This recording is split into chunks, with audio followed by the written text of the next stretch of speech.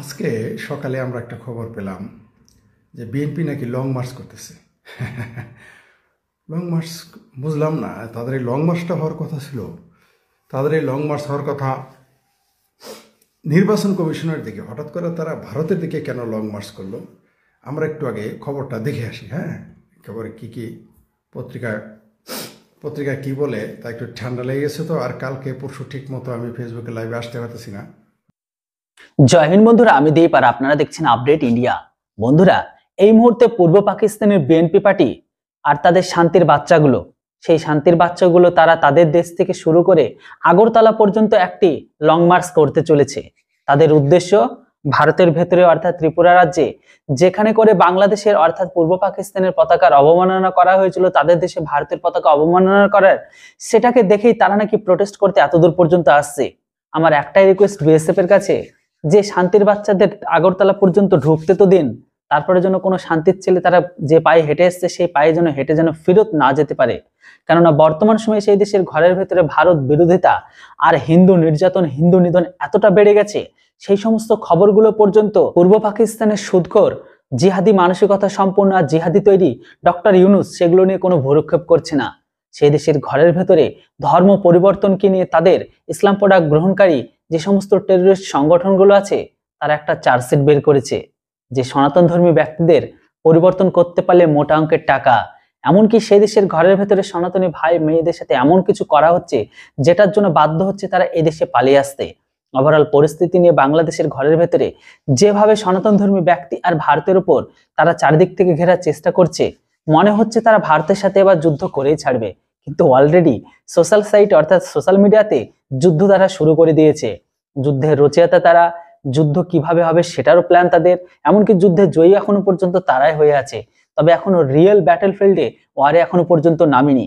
এমনকি কিছুদিন আগে পর্যন্ত ভারতের সীমানাতে শুধুমাত্র ফাইটার প্লেন ডিপ্লয় করেছে, এটা কিনেও তাদের পিছনে ভীষণভাবে জ্বলছে। তো ওভারঅল কি হতে চলেছে সেটা তো আপনারা দেখতে পাচ্ছেন। তবে এই মুহূর্তে শেখ ফরিদা কি বলছে সেটা আপনারা অবশ্যই একবার দেখে নিন ভিডিওর শেষ পর্যন্ত। নেটওয়ার্কে খুব সমস্যা, নেটওয়ার্কের সমস্যার কারণে আমি আসতে পারতেছি না। দেখা যাক, যত দ্রুত সম্ভব নেটওয়ার্কের কানেকশন ঠিক করে ফেলব। একটু খবরটা আমরা আগে দেখি কি কারণে তারা, খবরটা হচ্ছে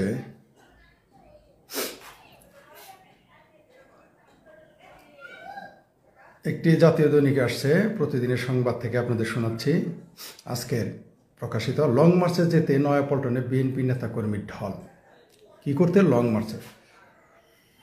তাহলে শুনি, ভারতীয় আগ্রাসনের প্রতিবাদে ঢাকা থেকে ত্রিপুরা রাজ্যের আগরতলা অভিমুখে লং মার্চে যোগ দিতে নয়াপল্টনে আসছে বিএনপির 3 অঙ্গ ও সহযোগী সংগঠনের কর্মীদের লং মার্চ বা কেয়ারাই ভুল করছে। বুধবার সকাল নয়াপল্টন থেকে শুরু হয়ে ব্রাহ্মণবাড়িয়া আখাউড়া সীমান্ত দিয়ে শেষ হবে এই লং মার্চ।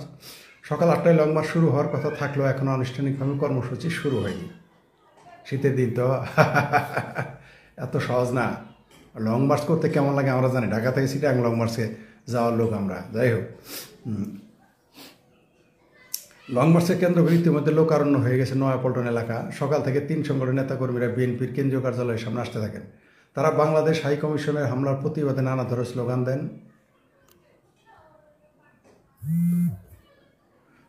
দেন। মঙ্গলবার রাতে গণমাধ্যমের লং মার্চের রুটও জানিয়ে দেয় তারা।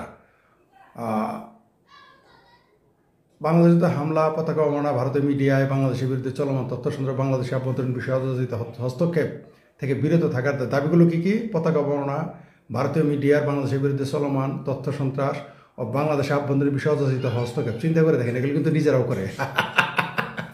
মানে চালনে বলে সুই সেদা কেন তুই, এগুলো কিন্তু নিজেরাই করে ব্যাখ্যায় পরে আসতেছি। আগে আপনাদের খবর শোনায়। মঙ্গলবার রাতে গণমাধ্যমে রুট জানিয়েছে, ঘোষিত রুট অনুযায়ী সকাল 8টায় পল্টনে বিএনপির কেন্দ্রীয় কার্যালয় মানে পল্টন থেকে, নয়াপল্টন থেকে সামনে লং মার্চ শুরু হয়ে পল্টন ফকিরাপুর ইত্তেফাক মোড় হয়ে ফ্লাইওভারে উঠবে। এরপর সাইনবোর্ড, চিটাগাং, কাশপুর মোড়, তারাবো, বরফা, ভুলতা, গাউসিয়া, ইটখোলা, মাজরাল, বারুইচা হয়ে ভৈরব পোষাবে লং মার্চ। এরপর ভৈরবের পথ সভা করে আখাউড়া স্থলবন্দর অভিমুখে রওনা হবে।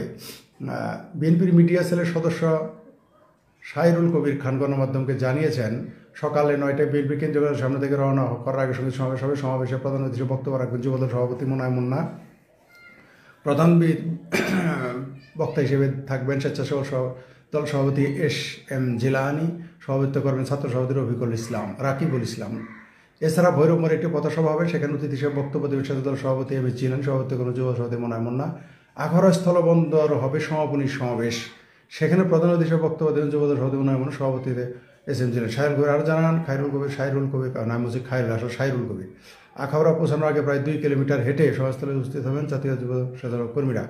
আখাউড়া পৌঁছানোর আগে প্রায় 2 কিলোমিটার রাস্তায় সমাবেশ জানান। আখাউড়া পৌঁছানোর আগে মানে ওইখানে এরা কি গাড়ি দিয়ে যাবে না লং মার্চে যাবে আসলে? যাই হোক, এবার আসি মূল বক্তব্যে। কি বলেছে তারা বলেছে কি কারণে তারা এই লং মার্চ করতেছে। লং মার্চটা হলো পতাকা অবমাননা। ইয়েস, আমরা সাথে একমত। পতাকা অবমাননা আমরা নিন্দা জানাই। নিঃসন্দেহে আমার পতাকা অবমাননা আমরা মেনে নেব না। ওই যারা মিছিল মিটিং করতেছে তাদের সাথে 100 গুণ বেশি আমাদের পতাকার প্রতি ভালোবাসা আছে। ওগুলো তো রাজনৈতিক চাপা, তার জন্য লং মার্চ করতেছে ভারত বিরোধিতা দেখানোর জন্য। আমরা একমত।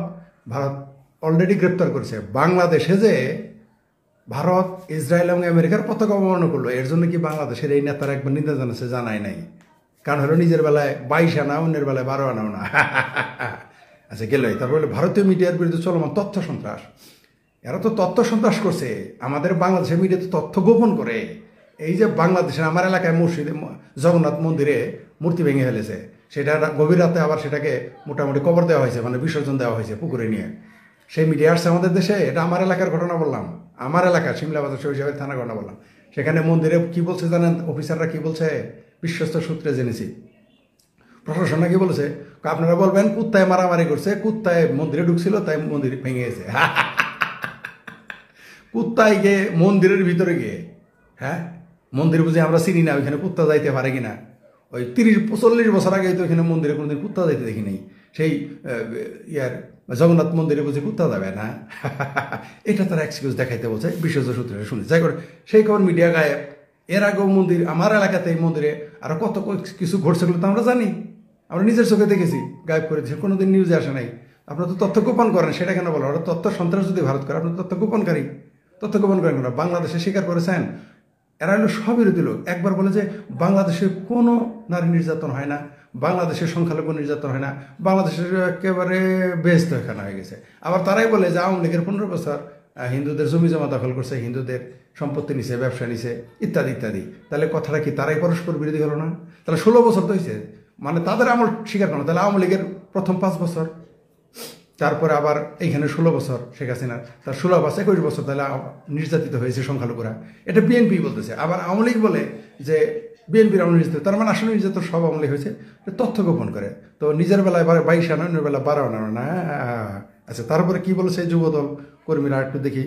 তারপর হলো বাংলাদেশে আভ্যন্তরীণ বিষয় অযাচিত হস্তক্ষেপ। Very nice. আমরাও তো চাই না যে বাংলাদেশ নিয়ে কেউ অযাচিত। এর সাথেও আপনার সাথে একমত। আমরা এই বিএনপির এই লং মার্চের এই বিষয়ের সাথে আমরা অযাচিত হস্তক্ষেপ যেন ভারত না করে। তা আপনারা ভারতের বিষয় নিয়ে অযাচিত হস্তক্ষেপ করেন না? কাশ্মীরে বাংলাদেশের সিকরি করেন না? হ্যাঁ, বাংলাদেশে না সারাদিনই সিকরি করেন। ভারতের বিরোধিতা না করলে, ভারতের বিষয়ে হস্তক্ষেপ না করলে আপনাদের তো দলের অস্তিত্বই থাকে না। জামাত বিএনপির মূল পুঁজিটা কি? মূল পুঁজি হচ্ছে ভারত বিরোধিতা। 1 নাম্বার পুঁজি ভারত বিরোধিতা। আর কোনো পুঁজি আছে বিএনপি জামাতের? আর কোনো জামাতের যেটা ধর্ম, সেটা বহু মুসলমানই জামাতকে মুসলমান মনে করে না। যদি জামাতিরা আমাদের মুসলমান মনে করে না, আমাদের তো করেই না। জামাতিরা জামাত ছাড়া কারোই মুসলমান মনে করে না। তো তাহলে কাট আপনারা আমগরে মনে করেন, আমরা আপনারা মনে করি না। এরা আওয়ামী লীগের মুসলমান মনে করে না, কিন্তু আওয়ামী লীগেরা রাগ করে এই কথা বললে। জামাতিরা কিন্তু আওয়ামী লীগের মুসলমান মনে করে না। তারা সামনে প্রকাশ্যে এসে লেখে, ওইখানে প্রফেসর আবার লাইক দেয়, ওই দেশে ওইখানে আবার প্রফেসররা লাইক দেয়, আমরা দেখেছি। যাই হোক, তাহলে অযাচিত হস্তক্ষেপ তো আমরা পছন্দ করি না। আপনারা হস্তক্ষেপ করেন কেন? আপনারা যারা বাংলাদেশে জাতীয়তাবাদী দলে যারা মিছিল করতেছেন, সবিরোধী হওয়া যাবে না ভাই। আপনি আন্দোলন করেন, কোনো সমস্যা নেই। গণতন্ত্রের কথা বলবেন যে গণতন্ত্র নাই, দেশে ভোট নাই। যেই হাসিনা সরকার চলে গেছে, ভোটের নাম নেন না। কারণ কি? তাহলে তো আপনি সবিরোধী, আমরা বন্ড। ঠিক তেমনি যে বলছেন ভারত হস্তক্ষেপ করেন অযাচিত, আপনি করেন না ভারতের অযাচিত। সারাদিনই তো বলতেছেন ভারতের বিরুদ্ধে গালাগালি, ভারত যুদ্ধের ভয় দেখাচ্ছেন, ভারত দখল করবেন, এই কথা নিন্দা করছেন। একটা দেশকে আপনি দখল করেন, এই যে সমস্ত স্টুপিড মেজর থেকে শুরু করে মৌলবি, মানে ইউনিভার্সিটি শুরু করে মক্তব, যারা এই যে সুদূর বুদুর মার্কা কথা বলেন, বালচাল কথা যে বললেন, এই মূর্খদের মতো কথা বললেন, স্টুপিডের মতো, মানে ওই শব্দের উচ্চারণ করলে তো আবারই চলে যায়, ওটা বললাম না, তাদের মতো বলে ফেলেন আপনি পশ্চিমবঙ্গ দখল করবেন 7-4 দিনের মধ্যে, সেটা অযাচিত হস্তক্ষেপ না, একটা সার্বভৌমত্বের বিরুদ্ধে তো আপনি কথা বললেন। চুলকায় গাও বানান লাগে না। আসলে কেন খোঁচান ভারত কিন্তু তা জানে। ভারত আপনার ফাঁদে পা দিবে না। কেন আপনারা ভারত এই মিছিলগুলো হঠাৎ করে করা শুরু করছেন, আগে কেন করলেন না? ইন্ডিয়া বয়কটে এই ভারতের বাংলাদেশের বিএনপি সহ আর অন্যান্য দল ইন্ডিয়া বয়কট করছে। ইন্ডিয়া বয়কটের পর আমরা রিজভি সাহেব, যার নতুন নাম হচ্ছে রিজভি জোকার, বিএনপির একটাই জোকার আছে, সেগুলো রিজভি সাহেব, আগে আরে ভালোই মনে করছিলাম, পুরাটাই জোকার লোক। প্রথমে সে নিজের চাদর পরলো 1 বছর আগে, তারপরে বইয়ের শাড়ি পরলো, এখন শুনলাম আবার নাকি বইয়ের চাদর পরতে গেছে। তো এই ধরনের জোকার তো আপনারা ঘরের মধ্যে ইন্ডিয়ান মাল রেখে আপনারা ইন্ডিয়া বয়কট করেন। তো এখন আপনারা এই ইন্ডিয়ার বিরোধিতা তো আপনাদের নাটক। ইন্ডিয়ার কী ব্যবহার করেন? সবগুলোর পাশার নিচে ইন্ডিয়ান মোটরসাইকেল, ট্রাক ইন্ডিয়ান, বাস ইন্ডিয়ান, খান ইন্ডিয়ান, পরেন ইন্ডিয়ান, ঢেকুর তোলেন পাকিস্তানি। ঘটনা তো এইখানেই। কেন আপনারা ভারত বিরোধিতা করেন? দেখি একটু আমরা দেখি। হ্যাঁ, কারণ হলো যে আপনারা এইখানে ভারতের নিরাপত্তা পরিষদের সদস্য হওয়ার কথা। এই জন্য পাকিস্তান, তুরস্ক এদের মাথা খারাপ হয়ে গেছে। ঠিক আছে, চায়না এদের মাথা খারাপ। চায়নার তুরস্ক এরা চাইতেছে গেম খেলতেছে যাতে এখানে একটা ডিস্টার্ব হয়, প্রতিবেশীর সাথে সম্পর্ক খারাপ হয়। এখনও যদি ভারত একটা হামলা করে তাহলে বলবো এই যে প্রতিবেশীর সাথে সম্পর্ক ভালো না, টয়টারে নিরাপত্তা পরিষদের পদ দেওয়া যাবে না ভারতকে। তো কিউবার সাথে আমেরিকার সম্পর্ক ভালো? তারে যে আমেরিকা যে পরাশক্তি, ব্রিটেনের সাথে আশেপাশের সম্পর্ক কি ভালো আছিল কিছুদিন আগে? নাই তো। থাকলে তারা ইউরো বানাইছে কেন? তারা কেন ইউকের সাথে যোগ দেয় নাই, বা ইউকে এখানে যোগ দেয় নাই? সম্পর্ক তো ভালো। তারপরে চাইনা তো পরাশক্তি, তাই না? তো চাইনার সাথে কার সম্পর্ক ভালো? চাইনার সাথে পাকিস্তানের সম্পর্ক ভালো? দেখেন তো একটু। পাকিস্তানের না বাটখারা নেওয়ার জন্য দায়ী কারা? চায়না। তারপরে চাইনার সাথে কি ইরানের সম্পর্ক ভালো? খুব ভালো মনে হয় না? খুব ভালো। পাকিস্তানের সাথে, চাইনার সাথে তো ভারতের সম্পর্ক ভালো না। চায়নার তো প্রতিবেশী ভারত, তাহলে ভারতেরও তো চায়নার সাথে সম্পর্ক ভালো না। তাহলে চায়নার পরাশক্তি পদ কীভাবে থাকে? তো এগুলো নাটক করে লাভ আছে। ভারতের পরাশক্তি পদকে নিরাপত্তা পরিষদের যে দায়িত্ব থাকবে তার বিরোধিতা করা যাবে? ভারত বহু কূটনৈতিক দেশ, ভারত হচ্ছে চাণক্যনীতির দেশ। ঠিক আছে, এগুলো চুলকাইলে ভারত আসবে না। ভারতের চুলকাইতেছে, কখনো জামাত দিয়ে, কখনো হেফাজত দিয়ে, এখনো বিএনপি মাঠে নামছে, তারপরে আরও নামবে চরমনাই নামবে, তারপরে এরম নেজামে ইসলাম নামবে। নাম সব ইসলাম, বুঝতে পারছেন তো? নামে সব ইসলাম, এগুলো সব নামবে। ভাষানিপন্থী নামবে, সিংহু মামেরা নামবে এরা, নামতেই থাকবে।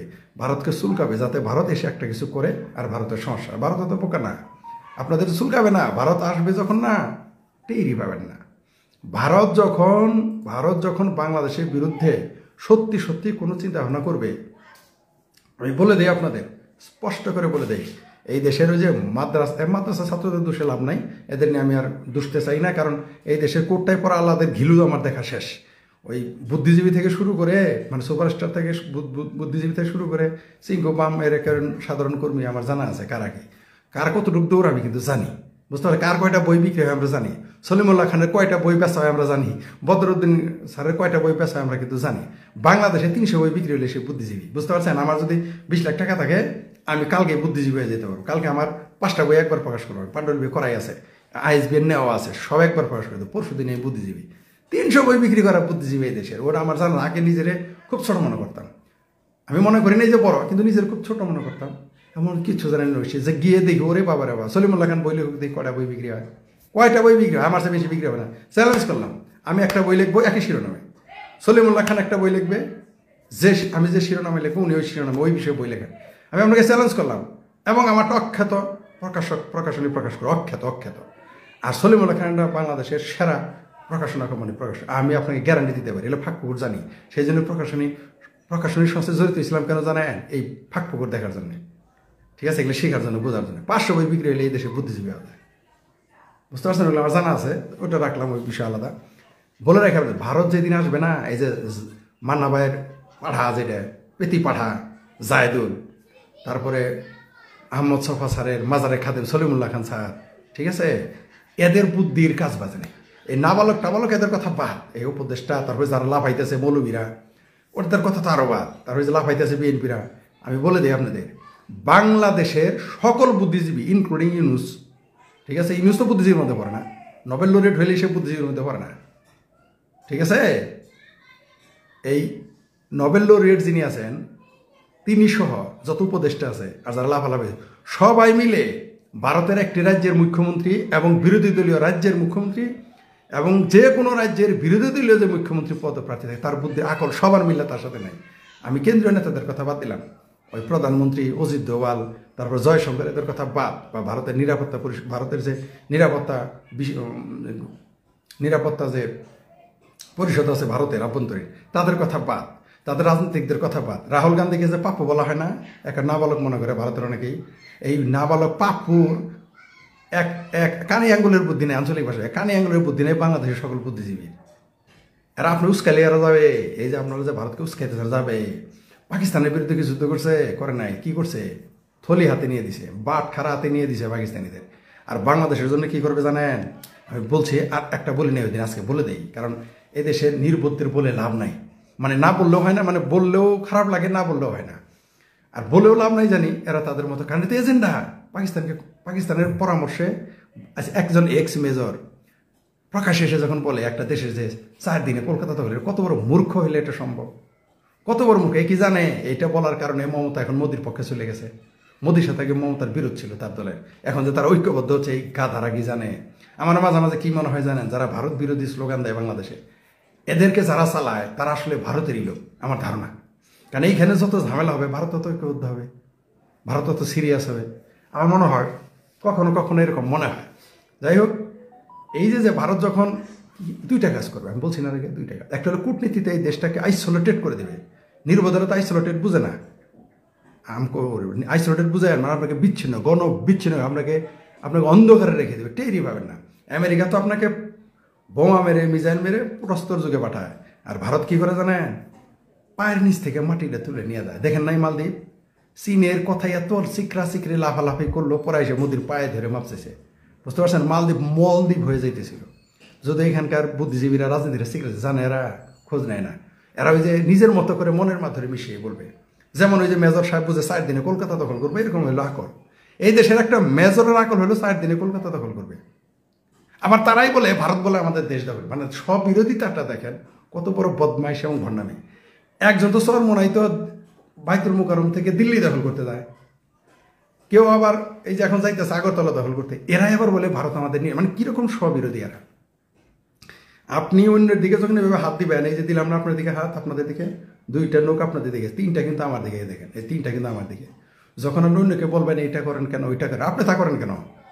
আপনি ভারতের আভ্যন্তরীণ রাজনীতি না করলেন, সারাদিনই তো ভারত বিরোধী তসবি তেলাওয়াত না করলে, বাংলাদেশে যারা মুক্তিযুদ্ধ বিরোধী তাদের তসবি তেলাওয়াত করতে হয় 2টা। একটা হলো মানে কয়েকটার মধ্যে, একটা হলো আওয়ামী লীগের শব্দ নিতে হয়, শেখ মুজিবকে গালি দিতে হয়, আওয়ামী লীগকে গালি দিতে হয়, আর ভারতকে গালি দিতে হয়। এই তসবি তেলাওয়াত না করলে আপনাদের কি আছে? পুঁজিটা কি আমাকে দেখেন। ভারত বিরোধিতা বাদ দেন, দেখি আপনাদের পুঁজি, কিন্তু পুঁজি নেই, আপনাদের নীল হয়ে যাবেন, আপনার ব্যবসায়ী শেষ। এই দেশের মানুষকে সুতিয়ে বানিয়ে তো আপনারা এটা করে রাখছেন।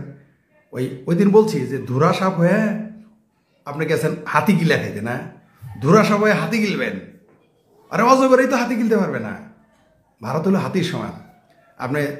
আপনি কি বল, খরগোশ হয়ে আপনি গেছেন, ভালো শব্দ উচ্চারণ করেন, ওইটা উচ্চারণ করলে হয়ে যায়, মানে ওই শিঙালা খরগোশ যেটা, ওটা উচ্চারণ করলে আইডি ব্যান্ড হয়ে যায়। একদিন আমি উচ্চারণ করছি, পুরা লাইভ গায়েব হয়ে গেছে সাথে 1 মিনিটের মধ্যে। তো ওইটা উচ্চারণ করলাম, শিঙালা যে আছে, শিঙালা খরগোশ। তো শিঙালা খরগোশ যদি হাতিরে গুতায়, হাতি কি করবে? কি করবে হাতি?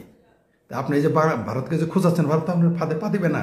ভারতের অনেক কাজ আছে, যেমন আমার অনেকে খোঁচায়, আমার ইনবক্স অনেকে গালাগালি করে, যাতে আমি গালাগালি করি, থ্রেট করে, এগুলো নিয়ে আলোচনা করি। আমার এই অনেক লম্বা, অনেক বড়, তাই আমার কে ইনবক্সে গালি দিল, কে আমার বাসায় হুমকি দিল, কে আমার আত্মীয় স্বজনের গালি দিল, কে আমার ইত্যাদি ইত্যাদি, আমার নেতিবাচক কথা হলো, শোনার আমার সময় নাই, টাইম মিলছে। আকাশে চাঁদ উঠলে সবাই দেখবে, সব ঠিক হয়ে যাবে। আমার লক্ষ্য অনেক বড়, বিলাইয়ের সাথে ফাইট করার জন্য পরীর জন্ম নেয় নাই, ঠিক আছে? বিলাইয়ের সাথে ফাইট করতে গিয়ে সময় নষ্ট করতে আমি রাজি না, আমার কাজ আছে অনেক, কারণ আমি সিংহের সাথে ফাইট করতে যাবো। সুতরাং আমি করতেছি এবং করবো। তো তাহলে ভারত কি চিন্তা করে? আমার যদি মগজ এটা ঢুকে, তাহলে ভারত আপনার সাথে যুদ্ধে যাবে। কালকে রপ্তানি যে চাহা মারে, যে ভারত রপ্তানি করে দিলে আমরা অম্বি জায়গাতে যে আইনা দেখান না দেখি, আইনা দেখেন না এত চাপা বানান, তার মধ্যে তো চাউল সমানে আসতেছে। ভারতে চাউল না বন্ধ করেন না কেন? ওই যে কলকাতা লোক, ত্রিপুরা লোক রাস্তায় মিছিল করছে যে ভারতীয় পণ্য বাংলাদেশে যাইতে দিব না। আপনারা কি আখাউড়া গিয়ে আর কলকাতার ওই সামনে গিয়ে বেনাপোল গিয়ে মিছিল করেন যে ভারতীয় পণ্য বাংলাদেশে ঢুকতে দিব না? কত বড় মুরদ আমার দেখেন তো দেখি। বলছিল মনে রাখে একদিন যে গুজরাটে বড়ই বেশি যাবে না ভারত যদি রপ্তানি বন্ধ করে দেয়। গার্মেন্টস দেখান, কাঁচামাল কই থেকে আসে? হ্যাঁ, কৃষি দেখান, কৃষির জিনিস আবার দেয় কি বিভিন্ন দলের লোক দেখি আবার দেয় কি, আরে সূত্র দেয় যে এই কারণে আমাদের ভারত আদা আনে চায়না ইয়ে থেকে, বার্মা থেকে। তো বার্মা না মুসলমানদের মারে, তো বার্মা থেকে আদা নয় বয়কট করেন। বার্মা তো 10 লাখ মুসলমান আপনাদের পেয়ারা ভাই মুসলমান পাঠাই দিছে ভিতরে, বাংলাদেশের ভিতরে 12 লাখ। তো বার্মার সাথে তো পিড়িতে গিয়ে আবার আপনারা তো মুসলমান প্রেমী। ভারত যদি এই 10 লাখ, আপনারা যখন 10 লাখ রোহিঙ্গাকে বাংলাদেশে পাঠাই দিছে, আপনারা গেছিলেন বার্মা দখল করতে? ওইরকমই তো আসলে ভারত বিরোধিতা হচ্ছে বাংলাদেশের স্বাধীনতা বিরোধীদের এমন মগজ ধুলাই করা হয়েছে। এরা দেখবেন মুক্তিযোদ্ধা ভাই, ওটা মুক্তিযুদ্ধ আলাপ আর করেন না ভাই, কি দরকার আছে ভাই? মুক্তিযুদ্ধ এখন থাক, ওটা তো অনেক পুরনো ব্যাপার। তো ভারত বিরোধিতা করেন কেন? ওটা পুরান হতে পারে না? কারণ ভিতরে দিল মে তো পাকিস্তান, দিল মে পাকিস্তান, মগজ মে আফগানিস্তান, মাগার আমরা থাকবো আমেরিকার জাপান। তবে এই যে ভারত বিরোধিতা করে আপনি চুলকাচ্ছেন, ভারত জীবনেও কিছু করবে না, জীবনেও ভারত আগে হামলা করবে না। এমনকি আপনারা গিয়ে হামলা করলো ভারত, আমার বিশ্বাস বাংলাদেশ যদি একটা মিসাইল হামলাও করে বা একটা ট্যাঙ্ক থেকে কোনো কামান টামান মানে গোলা ভারত ছুড়ে ট্যাঙ্ক কামান থেকে, আমি লিখে দিতে পারি ভারত রিয়াকশন করবে না। আমি বলে দেই ভারত এই বাংলাদেশের এই পাকিস্তানপন্থীরা, এই জো বাইডেন সরার আগে আর হোয়াইট হাউসে ট্রাম্প ঢোকার আগে এরা অনেক খাতারনাক কিছু করবে যাতে ভারতের সাথে কিছু হয়। এমনকি ট্যাঙ্ক আমাদের গোলাও ছুটতে পারে ভারতে, বলে দিলাম আপনাদের আমি। এটাও করতে পারে যে আইএসআইরা বুদ্ধি দেবে যে মার 2টা গোলা যাতে ভারতে এসে যায় না, ভারত তারপরেও আসবে না। ভারত আপনাকে এমনভাবে মার দিবে আপনি টেরি পাবেন না, উপরে কিছুই দেখা যাবে না, ভিতরে দেখবেন চলতেছে, টেরি পাবেন না। ওটা বুঝতেছে পাকিস্তান, ওটা বুঝতেছে যারা পাকিস্তানের ক্ষমতায় তারা বুঝে, ওটা আপনারা বাংলাদেশে এখনো বুঝবেন না। তারা আগে দেখতেছে যে বাংলাদেশের পরিস্থিতিকে, নির্বাচন পর্যন্ত অপেক্ষা করবে, তারপরে তারা ডিসাইড করবে যে কি করবে। বাংলাদেশ সম্পর্কে তারা ডিসিশন নেওয়া আছে। আপনারা যেমন প্লেন ABCD করে বাংলাদেশে শেখ হাসিনা সরকার উচ্ছেদ করছেন না, ওরকম ভারত এখন আপনার জন্য আমাদের জন্য ABCDEFGH থেকে সব প্ল্যান করে রাখছে, যখন যেমন তখন তেমন। এমনকি যদি জো বাইডেন ক্ষমতায়ও থাকতো তার দল, তারপরেও এখানে থাকতে পারতেন না আরামে। ভারত সেই কাজই করবে, ঠেকাইতে পারবেন না। ভারত আপনার সাথে জীবনও যুদ্ধে যাবে না, মারামারি যাবে না, জাস্ট কূটনৈতিকভাবে আইসোলেটেড করে দিবে আর আপনাকে রপ্তানি বন্ধ করে দিবে। এমনি দুর্ভিক্ষ লেগে যাবে। 20 টাকার আলু এখানে 70 টাকা বেছেন না, ভারতে আলু না আসলে কি আলু কি পাকিস্তান থেকে আনবেন না তুরস্ক থেকে আনবেন? মনে নাই মিশরে পেঁয়াজ আসছিল, কি আছে এত বড় পেঁয়াজের মধ্যে এত বড় বড় পাথর, খাইতে পারছিলেন? খান, যদি খাইতে পারেন খান, দেখেন কি করে। তবে বলে দেই, দুর্ভিক্ষ লাগায়েন না, গৃহযুদ্ধে যায়েন না, দেশটাকে যুদ্ধের ময়দান বানায়েন না। ওই পেনশন পায় তো বসে বসে আরামে, ওই যে ওই রাওয়া ক্লাবে বয়ে বয়ে জোয়া খেলায়, মদ খায়, আর যে শুক্রবার দিন জায়নামাজ নিয়ে সেরে নামাজ পড়ে আর সকাল বিকাল কাজে সেরে করে দুধে হাত দেয়, ওই শালা বুইরা মেজরেরা, ওইলে আমরা জানি। ওই যেটি বুইরা দেখেন না ওই রাওয়া ক্লাবের, আমি বলে দিই আপনাকে, এরা যত টুপি পরা থাকুক, দাঁড়িয়ালা থাকুক আর ক্লিন শেপ থাকুক, সকালবেলা উঠে রাখে কামের বুয়ারে দুধের মধ্যে শিখ দেয়, গিয়ে খোঁজ নেন। এটাই বললাম, কিন্তু সিরিয়াসলি বলছি, ঠাট্টা করি নেই। আমি কিন্তু চিনি, ঠিক আছে? আমি কিন্তু সব ব্যাটারি চরিত্র জানি, ঠিক আছে? বহু লোকের সাথে মিশছি, তিক্ত অভিজ্ঞতা কিন্তু আছে। সকালবেলা দুধ টিপে মসজিদে যায় ফজর নামাজ পড়তে, ওগুলো বহু লোকের আমি চিনি। কামের সেরি দুধ চিপে যে কতগুলো লোক ফজর নামাজ পড়ে আমি খুব ভালো করেই জানি। একটা বয়স্কদের কথা বললাম, যারা বয়স্ক, বহু লোকের চিনি, অন্তত 100 জন এরকম নামাজিরে চিনি। সকালবেলা কামের উপর দুধ টিপতে টিপতে গিয়ে ফজর নামাজ পড়ে আইসা আবার টিপে, বুঝতে পারছেন? খারাপ লাগছে না? খারাপ লাগলে কিছু করার নাই। তো ওইগুলো আইসা আবার রাওয়া ক্লাবের উপরে রাতে সারাদিন পেনশন খায়, কোনো কাজ তো নাই, সারা জীবন তো কোনো কাজই করে নাই, লেফট করে করে বেতন নিছে, জায়গা নিছে, পেনশনে কোটি কোটি টাকা নিছে, কোনো কাম নাই তো। আর মগজের মধ্যে পাকিস্তান, তাই তারা 7-4 দিনের মধ্যে দখল করতে যাচ্ছে হলো কলকাতা। কিন্তু নিজেরা কিন্তু গিয়ে যেদিন যুদ্ধ পাঠাই দেন না এদের, ওই যে শুনলাম বার্মার সীমান্ত পাঠাই দেন এদের, এই রিটায়ার্ড আর্মিদের পাঠাই দেন, তাহলেই হয়ে যাবে। আর যারা আখাউড়া গেছেন লং মার্চ নিয়ে, পাকিস্তান জামাতে 30 লাখ হত্যা করলো, পাকিস্তান জামাতে 30 লাখ হত্যা করলো, 3 থেকে 5 লাখ নারী ধর্ষণ করলো। এর জন্য কবে পাকিস্তান এম্বাসি ঘেরাও করতে গেছিলেন, লং মার্চ করছিলেন, যে একটু পল্টন থেকে লং মার্চ করে একটু ঢাকা গুলশান পর্যন্ত, যে তোরা বেটা মাপ চা ক্ষমা চা, আমাদের ক্ষতিপূরণ গেছিলেন? কোনো দিন যান নাই, যাবেন না। কারণ কি? কারণ নয়াপল্টন থেকে বা মগবাজার থেকে ওই মগবাজারের তো যাবেই না, কারণ ওরা তো যাবে ওই জামাতপন্থী, ওরা তো ডাইরেক্ট জামাতে, ওরা তো স্বাধীনতা মানে না। আপনারা যারা স্বাধীনতার ঘোষক বলেন, জীবনে কোনোদিন নয়াপল্টন থেকে গেছিলেন পাকিস্তানের হাইকমিশনের দিকে যে বেটা মাপসা? বিবৃতিও তো দেন নাই কোনোদিন, কিন্তু আখাউড়া যাইতেছেন। ওরে বাপ রে বাপ, ভারত বিরোধিতা এখন বাংলাদেশের। আমরা আগে পড়েছি ইসলামের স্তম্ভ 5টি, কালেমার, নামাজ, রোজা, হজ, জাকাত। এখন আর একটা যোগ করবেন, সে হলো ভারত বিরোধিতা, হলো ইমানের অঙ্গ। পাকিস্তানের বেলায়, বাংলাদেশের বেলায় ভারত বিরোধিতা ইমানের অঙ্গ, 6ষ্ঠ স্তম্ভ। তবে ভারত বলে দেয়, আমি ভারতের খোঁজে লেখা যাবে না, ভারত তার মধ্যে চলতেছে। টেরি পাবেন না যে কেমনে কি করতেছে, টেরি পাবেন না। আমি আগেও বলেছি, আবারও বলি, যেখানেই মৌলবীরা লাফালাফি করে সেইখানেই কিন্তু সে থাকে না, ওই দেশ ঠিক থাকে না, বর্ডার আর থাকে না, ওই দেশের সার্বভৌমত্ব নষ্ট। তার প্রমাণ সর্বশেষ সিরিয়া।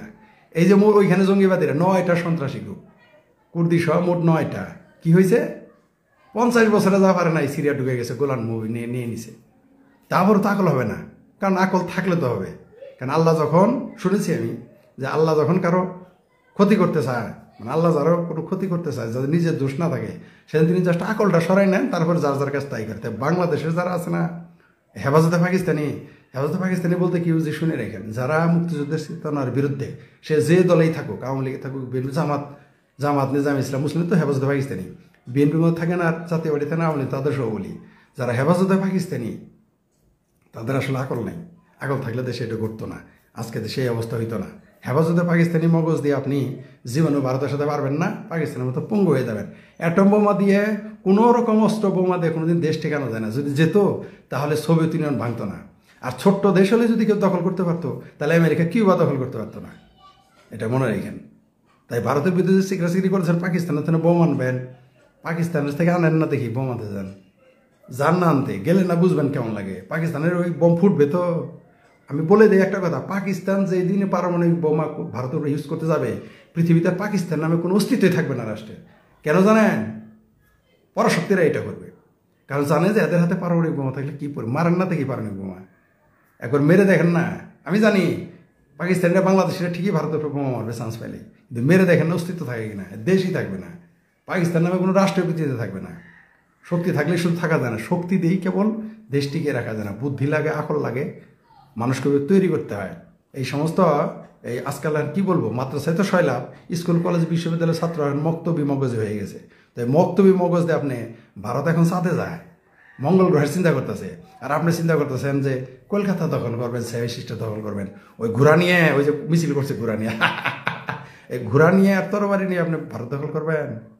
অত নালে আদেশের না, অপেক্ষা করেন।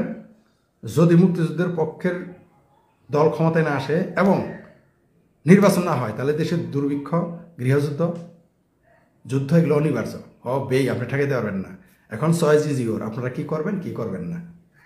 বন্ধুরা, ভিডিওটিকে যদি আপনারা এতদূর পর্যন্ত দেখে থাকেন, তাহলে অবশ্যই আপনাদের কাছে এতটুকু জিজ্ঞাসা করতে পারি যে যেভাবে পূর্ব পাকিস্তানের ঘরের ভেতরে ভারতের সনাতনী ধর্মী ভাইদের উপর অত্যাচার হচ্ছে, ভারতের কি উচিত নয় সেই দেশের ঘরের ভেতরে পূর্ব পাকিস্তানের মতো সার্জিক্যাল স্ট্রাইক বা এয়ার স্ট্রাইক করা? কেননা সেই দেশের ঘরের ভেতরে পরিস্থিতি এতটাই খারাপ হয়ে গেছে, সংখ্যালঘুদের পুরো সাফাই করার অভিযান চালু হয়ে গেছে। শুধুমাত্র এটা সময়ের অপেক্ষা যে হিন্দু যে পার্সেন্টেজ সেটা কমার। বন্ধুরা, এবার আপনারা বলুন, ভারতকে এইভাবে চুপচাপ আর কতদিন দেখবে? এত কিছুর পরেও কিন্তু ভারতের তরফ থেকে মোটামুটি এখন অনেক কিছু সাপ্লাই চালু রেখেছে, যদিও ভারতের দানেই তো চলছে তারা। যদি এই মুহূর্তে ভারত সমস্ত কিছু বন্ধ করে যায়, তাহলে তাদের কিন্তু পেটে লাথি পড়ে যাবে, আর পেটে লাথি পড়ে যাওয়া মানে তাদের অবস্থা আরো খারাপ হবে।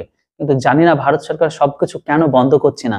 এর উপর আপনাদের কি মতামত? আমাদের কি উচিত নয় সমস্ত কিছু বা সমস্ত সম্পর্ক যতটুকু আছে সেটাকে বন্ধ করে দেওয়া? আপনাদের মতামত অবশ্যই কমেন্ট বক্সে লিখে জানান। Thanks for watching.